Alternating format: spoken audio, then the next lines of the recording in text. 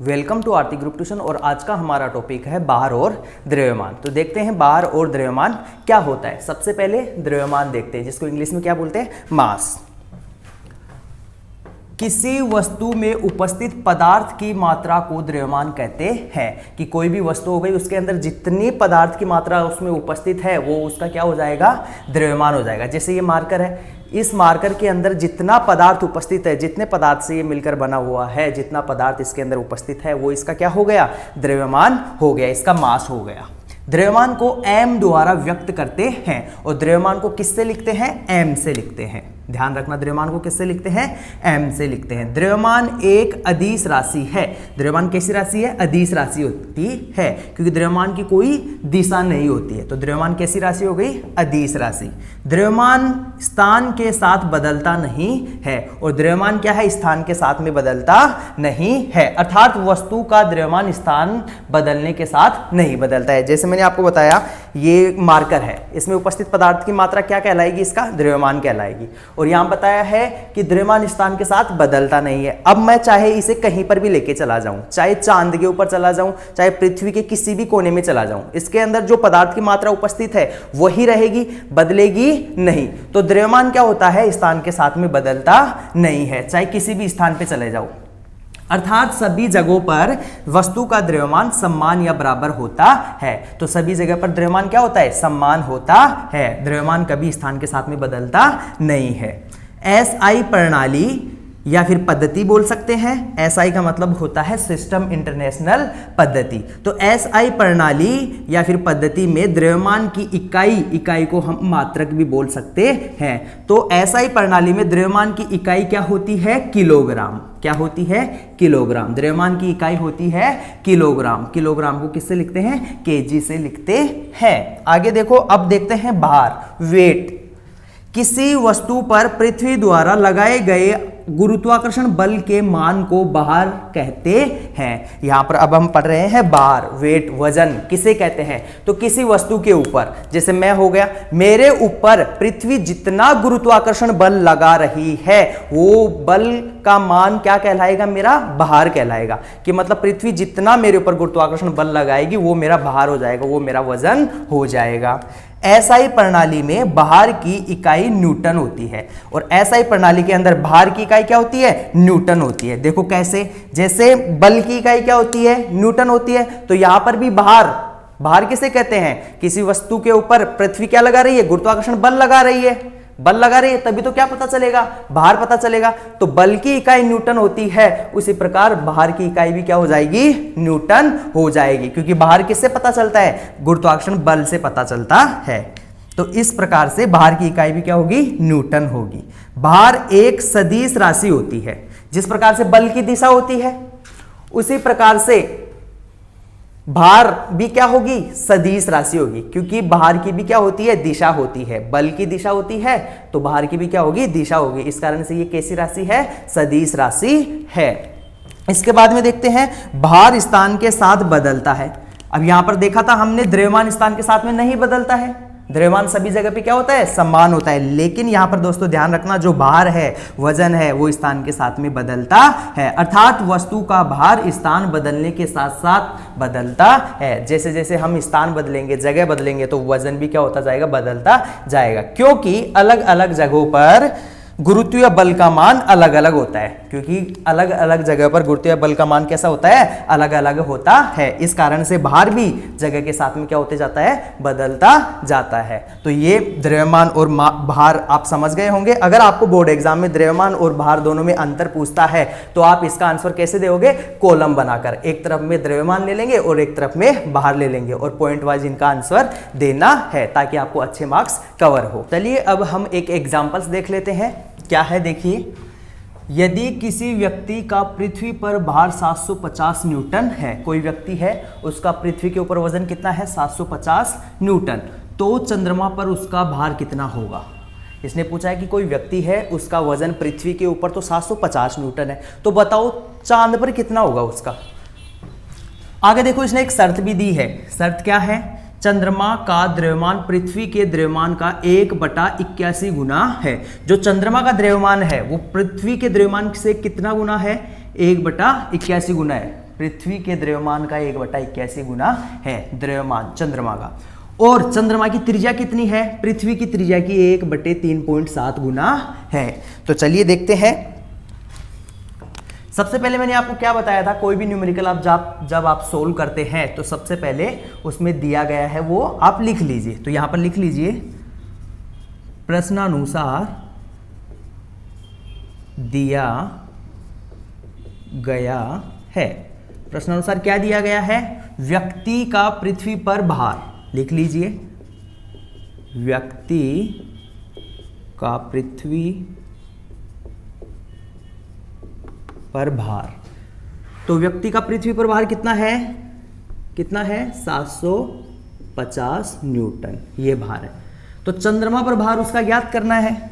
तो यहां पे लिख दो व्यक्ति का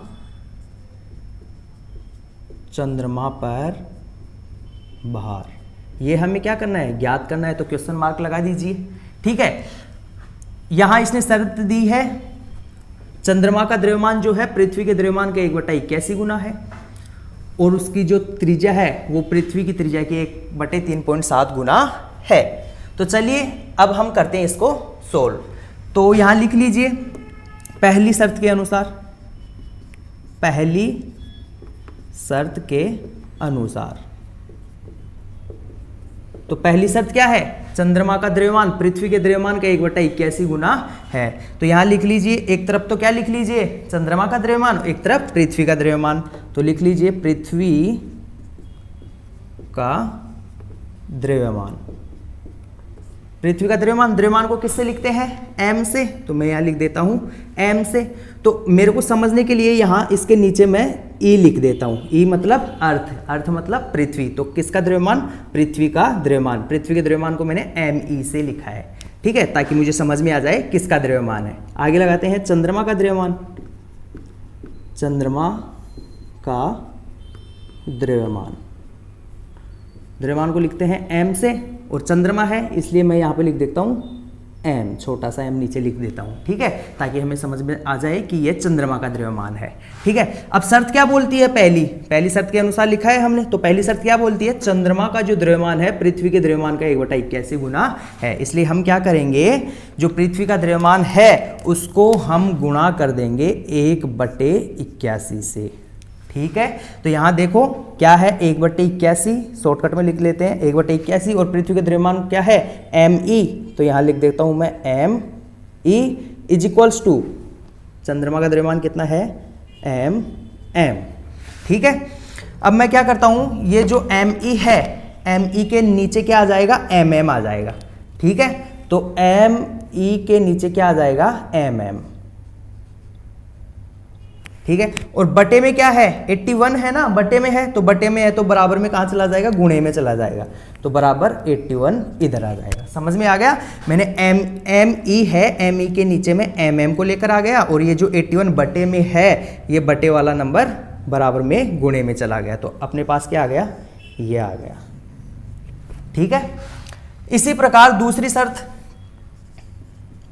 इसी प्रकार दूसरी शर्त से, दूसरी शर्त क्या बोलती है? उसकी त्रिज्या, किसकी त्रिज्या? चंद्रमा की त्रिज्या पृथ्वी की त्रिज्या की 1/3.7 गुना है। तो यहां लिख लीजिए, वही काम फिर से लिख लीजिए। क्या लिखोगे? पृथ्वी की त्रिज्या, पृथ्वी की त्रिज्या, त्रिज्या को किससे लिखते हैं? r से लिखते हैं, और इसको समझने के लिए नीचे E लगा दो। E मतलब अर्थ, पृथ्वी। तो पृथ्वी की त्रिज्या बराबर चंद्रमा की त्रिज्या, चंद्रमा की त्रिज्या, त्रिज्या को r से लिखते हैं, और किसकी है? चंद्रमा की, इसलिए मैं यहाँ m लगा देता हूँ। समझ में आ जाएगा कि यह चंद्रमा की त्रिज्या है। कितनी है? पृथ्वी की त्रिज्या की 1/3.7 गुना है। तो अब हम यहाँ क्या करेंगे? पृथ्वी को गुणा कर देंगे, पृथ्वी की त्रिज्या को कितने से? 1/3.7 से। ठीक है, अब यहां ध्यान दो 1/3.7 है, गुणे में क्या है? re है, गुणे में क्या है? re। ठीक है, जैसा यहां काम किया था वैसा यहां पर भी करना है, इज इक्वल्स टू आगे क्या है? rm। ठीक है। तो आर ई को 1 से गुणा करेंगे तो आर ई ऐसे कैसे, और नीचे क्या हो जाएगा 3.7 बराबर आर एम। अब मैं क्या कर रहा हूं, आर एम को यहां आर ई के बटे में ला रहा हूं, तो क्या हो जाएगा आर ई बटे R M is equal to, इधर क्या बच जाएगा 3.7। तो ये किसकी वैल्यू आ गई, इसकी वैल्यू आ गई R E upon R M is equal to 3.7, ये आ गया। अब हम क्या करेंगे, अब ध्यान दीजिए, अब हमें क्या करना है, व्यक्ति का चंद्रमा पर भार निकालना है। तो यहां पर सबसे पहले पृथ्वी पर भार देख लेते हैं। व्यक्ति का पृथ्वी पर भार, तो व्यक्ति का पृथ्वी पर भार कैसे पता चलेगा, गुरुत्वाकर्षण बल से पता चलता है। तो क्योंकि गुरुत्वाकर्षण बल जितना लगाएगी पृथ्वी उतना ही भार होता है, F है,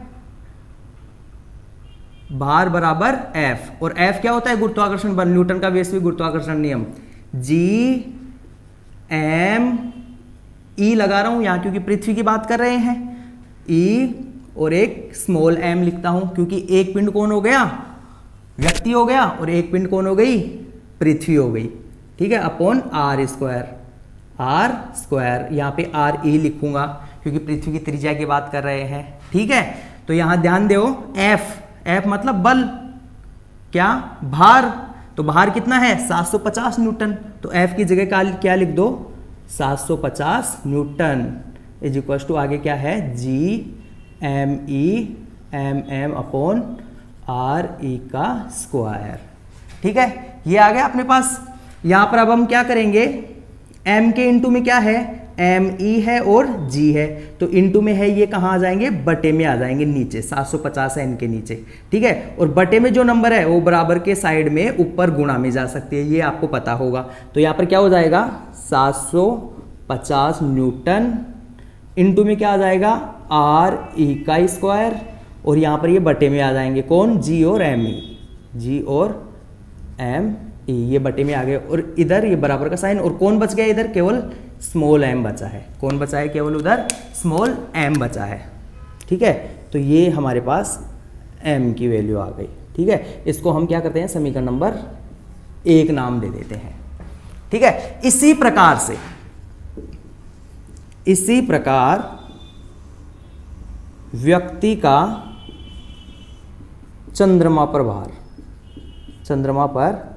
भार, जिस प्रकार से हमने पृथ्वी का भार देखा है उसी प्रकार से चंद्रमा पर भार देख लेंगे व्यक्ति का। तो चंद्रमा पर भार होगा तो क्या आएगा जी एम एम, क्योंकि बात किसकी कर रहे हैं, चंद्रमा की बात कर रहे हैं, तो चंद्रमा का द्रव्यमान लेंगे, यहां पृथ्वी का द्रव्यमान लिया था एम ई, यहां चंद्रमा का द्रव्यमान लेंगे एम एम, और यहां व्यक्ति का द्रव्यमान एम अपॉन, यहां आर ई स्क्वायर था तो यहां क्या लेंगे आर एम स्क्वायर, क्योंकि यहां पर चंद्रमा की त्रिज्या आएगी, ठीक है। यहां तक समझ में आ गया।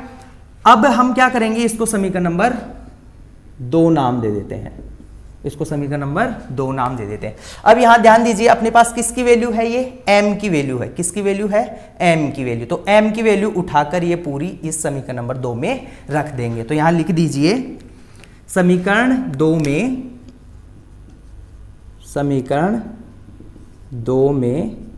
समीकरण 1 को रखने पर,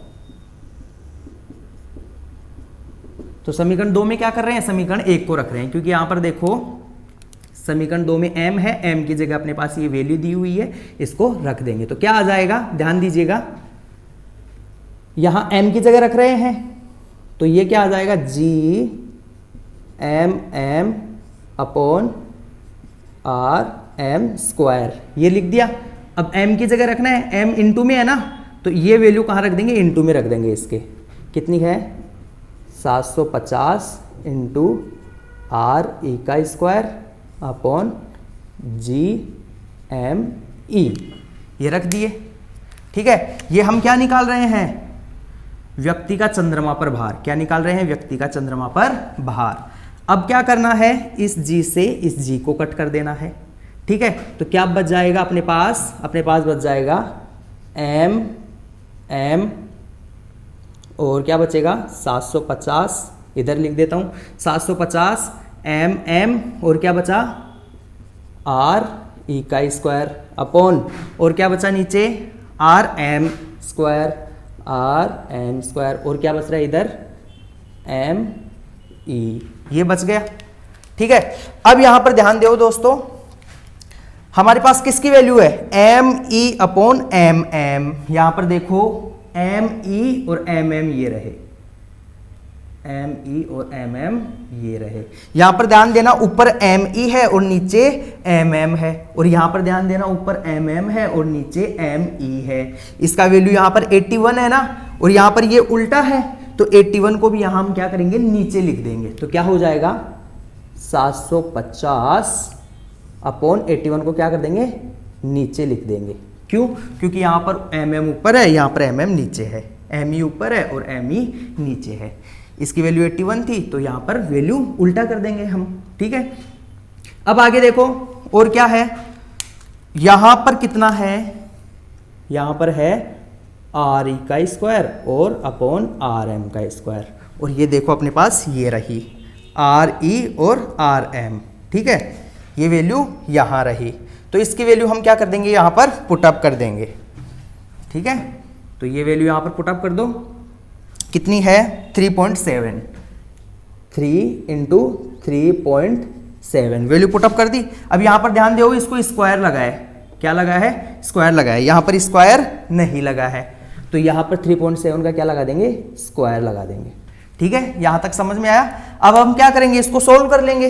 तो देखिए 750 इंटू 3.7 का स्क्वायर, और 3.7 का स्क्वायर कैसे निकालते हैं, 3.7 को इंटू कर देंगे 3.7 से, तो 7 7 जा 49, तो 9 यहाँ 4 इन कैरी, 7 3 जा 21, 21 में 4 ऐड करो तो कितना हो जाएगा 25, इंटू 3 7 7 जा 21, 1 यहाँ 2 इन कैरी, 3 3 जा 9, 9 में 2 ऐड कर दोगे कितना हो जाएगा 11, तो ऐड कर दो 9 5 1 6, 2 में 1 ऐड करोगे 3, और ये 1। अब पॉइंट लगाना है, पॉइंट के बाद में कितना अंक है, एक अंक, और इस पॉइंट के अंक के बाद में एक अंक, तो कुल मिला के कितने अंक हो गए, 2 अंक। तो राइट साइड से 2 अंक छोड़ो, 1 2, और यहाँ पॉइंट लगा दो, कितना आ गया 13.69, 13.69। तो 3.7 का स्क्वायर कितना आ गया 13.69, अपॉन क्या है 81। समझ में आया यहाँ तक। इसके बाद में क्या करना है, 750 को इंटू कर देना 13.69 से, तो 750 को इंटू कर दोगे 13.69 से, तो कितना आ जाएगा 10,267। ठीक है, इतना आ जाएगा 0.5। ठीक है, जब हम 750 को इंटू करेंगे 13.69 से, तो ये वैल्यू आ जाएगी, क्या आ जाएगी 10267.5 अपॉन क्या है 81। ठीक है, यहां तक समझ में आया। जब हम इसको डिवाइड कर देंगे तो कितना आ जाएगा 126.75 न्यूटन, कितना आ जाएगा 126.75 न्यूटन। तो अतः यहां लिख देंगे, अतः चंद्रमा पर उस व्यक्ति का भार 126.75 न्यूटन होगा। ठीक है, चाहो तो आप इसका स्क्रीनशॉट ले सकते हैं।